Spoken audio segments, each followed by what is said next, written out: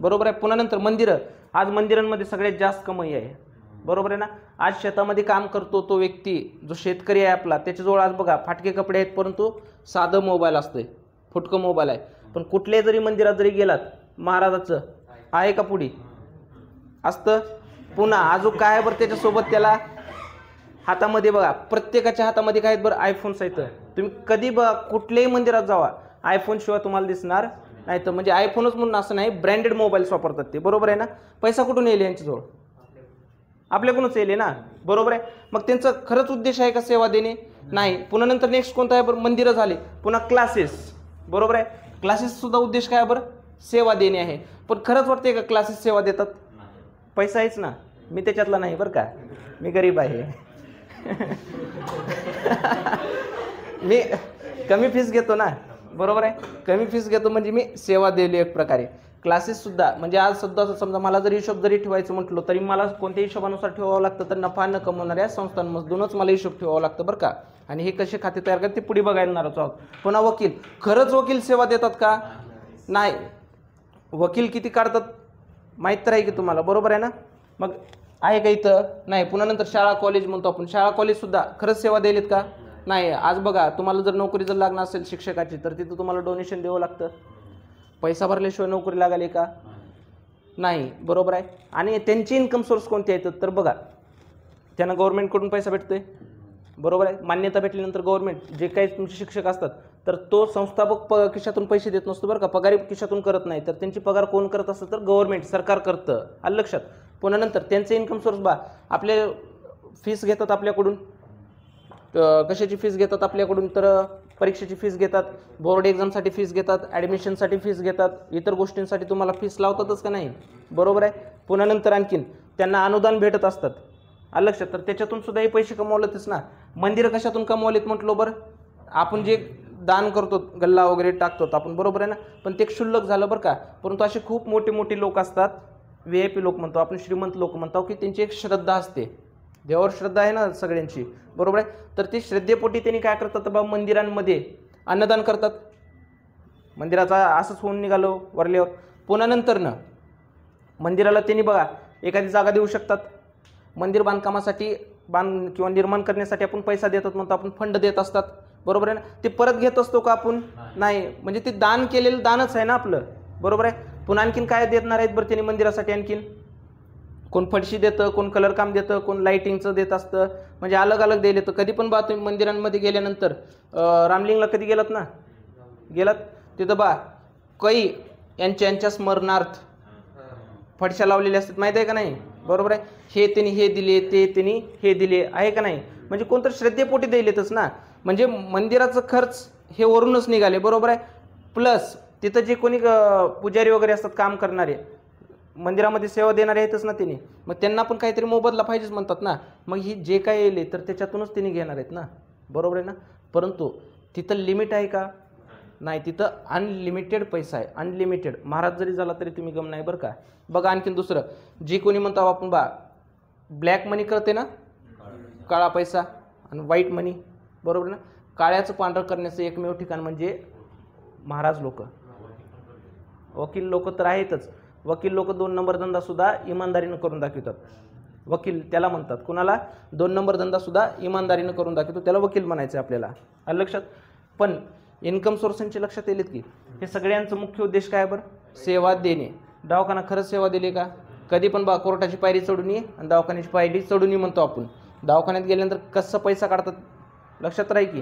पण ह्यांनी काय म्हणतात तर आम्ही सेवा दिली लोकांना, ॲक्च्युअलमध्ये ती सेवा नसतं, आलं लक्षात. हे पद लिहून घ्या अगोदर बाजूला. पण एक गोष्ट मात्र नक्की आहे बरं का, जेवढं पैसा तुम्ही नफा कमवणाऱ्या संस्थांमधून कमवू शकत नाहीत तेवढा पैसा तुम्ही नफा न कमवणाऱ्या संस्थांमधून कमवू शकतात, हे ध्यानात ठेवा. चला बा अगोदर आपण काय म्हटलो बरं, इकडे नफा कमवणारे म्हटलो होतो, नफा कमविणारे. आणि आता इकडे काय बघायचं आपल्याला, नफा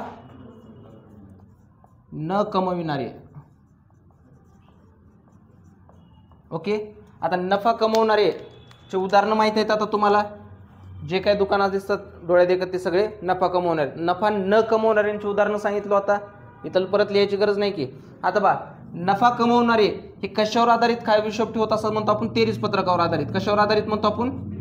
तेरीस पत्रकावर आधारित.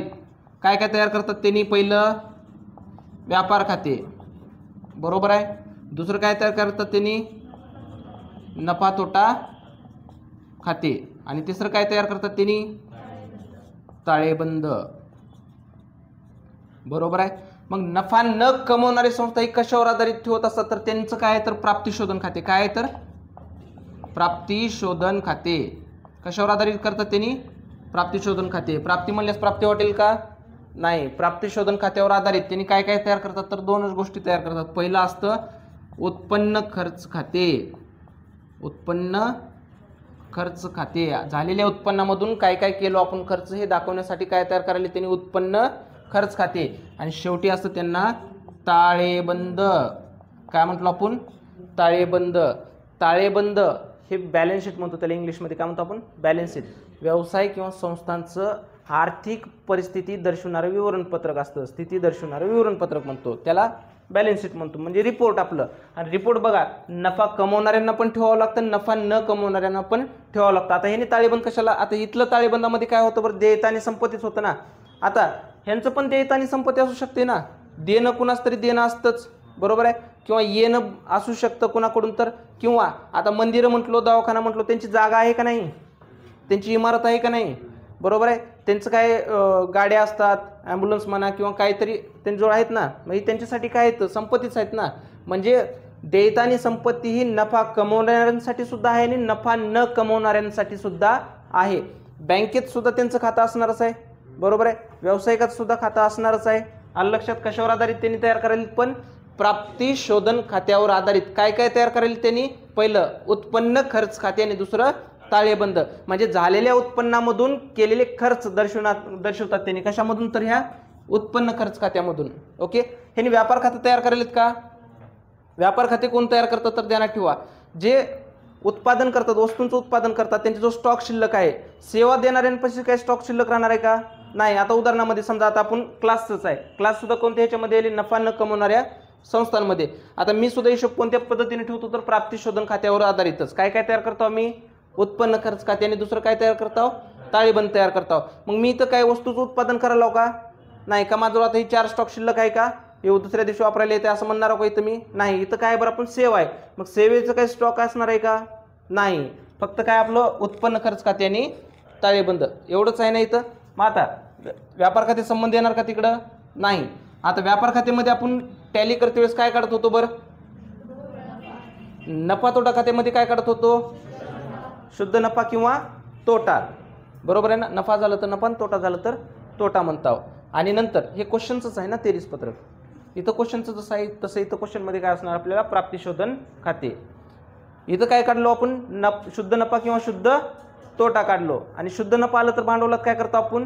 प्लस. आणि तोटा आलं तर भांडवलातून मायनस करतो. एवढं ध्यानात आहे ना. सेम त्याच पद्धतीने आपल्याला उत्पन्न खर्च खात्यामध्ये इथं नफा तोटा काढत होतो, हे उत्पादन करण्यासाठीचे होते. मग ह्यानी काय काढतात? तर वाढावा किंवा तूट.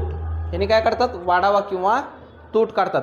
समजा नफा जर झालं तर त्यांनी त्याला काय म्हणतात? नफा म्हणत नाही, तर त्यांच्या भाषेमध्ये काय तर त्याला वाढावा म्हणतात. आणि तोटा झालं तर त्याला काय म्हणतात? त्यांनी तूट झालं म्हणतात. जसं इथं त्यांनी भांडवलात प्लस करत होते तसं यांच्यासाठी काय असतं? तर सगळ्यात महत्त्वाचं भांडवल निधी. काय असतं यांचं? भांडवल निधी. वाढावा झालं तर ह्यांनी भांडवल निधीमध्ये काय करणार? प्लस. आणि तूट झालं तर भांडवल निधीमधून मायनस करणार. लक्षात राहील ना. भांडवल निधी कसं गोळा होतं? तर सगळ्यांपासून जी जी आपल्याला मिळालेलं आहे ते सगळं मिळून ह्यांचं भांडवल निधी तयार होत असतं. आलं लक्षात? हे पॉईंट्स देण्यात राहतील. घ्या ही अगोदर लिहून खाली. नफा कमवणारे, नफा न कमवणारे.